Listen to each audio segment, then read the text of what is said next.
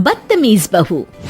सभ्यता से भरपूर शास्त्री परिवार की इकलौती बेटी मोहिनी को बचपन में ही पढ़ाई के लिए विदेश भेज देते हैं, जहां से वो सालों बाद ग्रेजुएशन पूरी करके इंडिया वापस आती है, जो अब संस्कार, सभ्यता, संस्कृति जैसी चीजों से कोसों दूर होती है।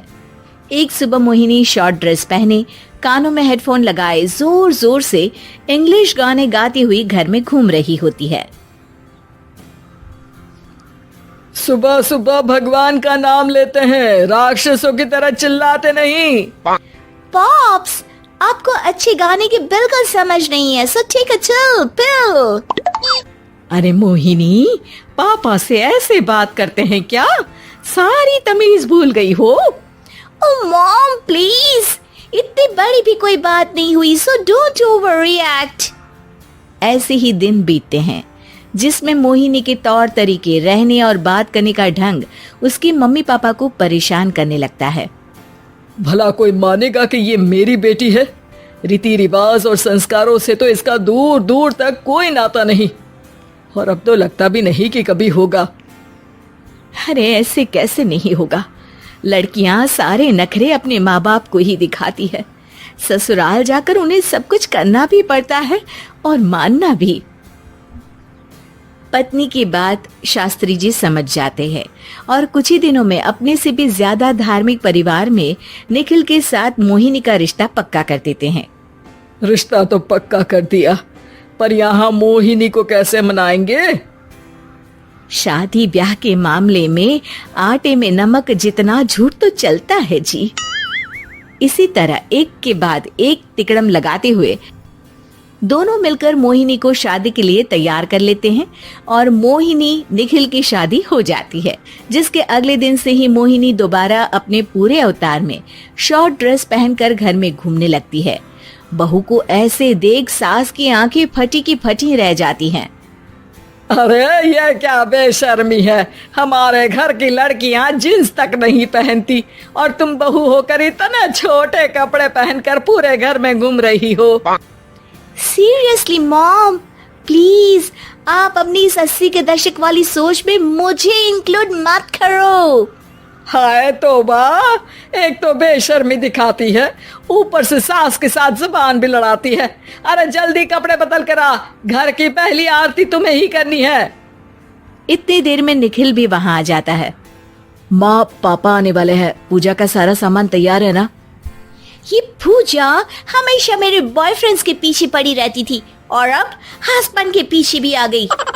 मोहिनी की बातें सुन सास तो अपना सिर पकड़ लेती है, लेकिन निखिल किसी न किसी तरह उसे पूजा के लिए कन्विंस करके कपड़े चेंज करने के लिए भेज देता है, जिस पर पूजा खत्म होने के बाद वो एक बार फिर अपनी शॉर्ट ड्रेस में आ जाती है। बहू, ये क्या तरीका है? संस्कार नाम की कोई चीज है या नहीं? नहीं ससुर जी, संस्कार मेरा दूसरा बॉयफ्रेंड था, अब तो मेरा उससे कोई कांटेक्ट नहीं है। मोहिनी का जवाब सुन के ससुर तो भगवान नाम जपते वहां से चले जाते हैं, लेकिन सास बहू के बीच कहासुनी फिर शुरू हो जाती है, जिसे इग्नोर करते हुए मोहिनी घर से बाहर चली जाती है और देर रात घर वापस आती है। मोहिनी, मैं जानता हूँ कि तुम विदेश में रही हो और तुम्हें वहीं की आदत है, पर यहाँ चीजें कुछ अलग है। अगर तुम उस हिसाब से कुछ एडजस्ट कर लो तो सबके लिए सही हो जाएगा। I am not in a lecture mood. Good night. अगली सुबह मोहिनी देर से उठकर एक बार फिर उसी तरह सबके सामने आती है, जिस पर उसके सास कुछ बोले उससे पहले ही मोहिनी की दोस्त मोनिका और रेचल वहां आ जाती हैं। Oh hi darling, how are you? OMG, we missed you so much. I missed you too darling. Ram Ram, इन्होंने तो तुमसे भी छोटे कपड़े पहने हैं। अरे तुम लोगों के अंदर कोई शर्म लिहाज बाकी भी है या सब बेच खाई? मोहिनी, तुम्हारी मेड कुछ ज्यादा नहीं बोलती? इस पर मोहिनी की दोस्त उसकी सास का मजाक बनाने लगती है, जिसे सुन निखिल उन्हें जवाब देते हुए कड़वे शब्द सुना देता है और वो सुन के वो दोनों तो मुंह बनाए वहां से चली जाती है, लेकिन गुस्से से लाल मोहिनी वहीं खड़ी निखिल को घूरती रहती है। घूर क्या रही हो? तुमसे शादी की ये सोचकर कि विदेश में पढ़ी लिखी हो, घर में कोई पॉजिटिव चेंज लाओगी, अपनी करियर के लिए एम्बिशियस होगी, पर अपने इस बिहेवियर से उस पढ़ाई के साथ साथ अपने मम्मी पापा के नाम को भी डुबो रही हो। अगर तुम्हें ऐसे ही हाल रखना है तो यहाँ रहने की कोई जरूरत नहीं है। निखिल की बातें सुनकर मोहिनी रोते हुए घर छोड़कर अपनी मम्मी पापा के पास वापस आ जाती है। ससुराल में सब कुछ ठीक तो है? वो अपने आप को समझते क्या है? मोहिनी पर चिल्ला रहे हैं। मैं क्यों उसके इशारों पर चलूं? मैं अपनी लाइफ अपने तरीके से जीना चाहती हूँ और वो ना आप लोगों को मंजूर था और ना ही उन्हें है। तुम यहाँ नहीं रह सकती। अपने पापा की बात सुन के मोहिनी हैरान रह जाती है। हाँ, तुमने बिल्कुल सही सुना। अगर तुम्हें अपने इस घमंड, बेशर्मी और बदतमीजी में ही जीना है तो तुम यहाँ भी नहीं रह सकती। बेटी, मैं मानता हूँ हमारे यहाँ रीति रिवाज बहुत मायने रखते हैं और हमने उन्हीं के ओवरडोज से बचाने के लिए तुम्हें विदेश भेजा था।